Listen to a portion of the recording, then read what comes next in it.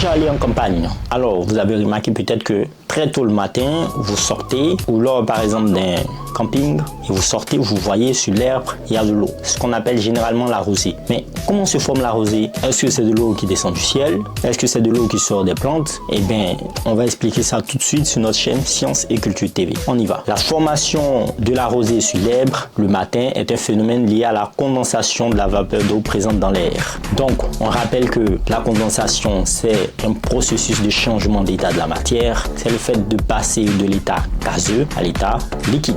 Donc, on rentre maintenant dans les détails. Alors, il faut savoir que dans l'air, il y a de la vapeur d'eau. Oui, il y a de la vapeur d'eau. Donc, l'air contient toujours une certaine quantité de vapeur d'eau, même si cette quantité peut varier en fonction de la température et de l'humidité atmosphérique. Voilà. Pendant la nuit, lorsque la température de l'air diminue, l'air a moins de capacité à retenir la vapeur d'eau. Lorsque l'air s'est refroidi, il atteint un point où la saturation en vapeur d'eau est dépassée. Qu'est-ce que ça veut dire? Ça veut dire que l'air ne peut plus retenir toute la vapeur d'eau qu'il contient. Qu'est-ce qui se passe alors? Il se passe le processus de condensation. Alors, qu'est-ce que c'est? Lorsque l'air est refroidi au point de saturation, la vapeur d'eau se condense pour former de minuscules gouttelettes d'eau. Ces gouttelettes se forment autour de particules en suspension dans l'air, telles que de la poussière ou des molécules d'air elles-mêmes. Sur l'herbe, les brins d'herbe peuvent également servir de site de condensation. La formation maintenant de la rosée. Les gouttelettes d'eau résultantes forment la rosée et s'accumulent sur la surface fraîche comme l'herbe, perdent de la chaleur pendant la nuit. La formation de la rosée est plus fréquente lorsque